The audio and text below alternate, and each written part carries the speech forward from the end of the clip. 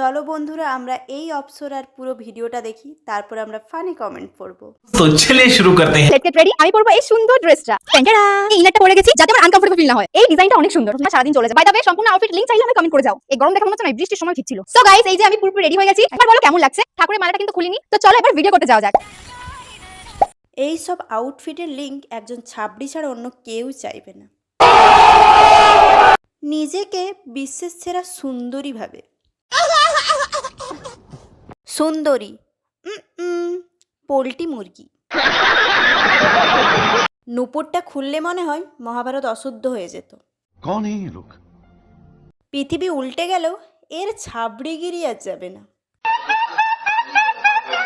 সত্যিই তুই ছাবড়ি, কোনো ড্রেসিং সেন্স নেই।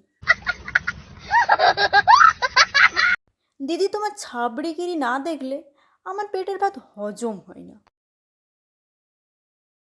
প্রতিবারের মতো এইবারও ছাবড়িলা, ফিল্টারটা পা অবধি পৌঁছায়নি। বলে নাকি ঠাকুরের মালা খোলেনি, লাস্টে কে খুললো? মালা উধাও।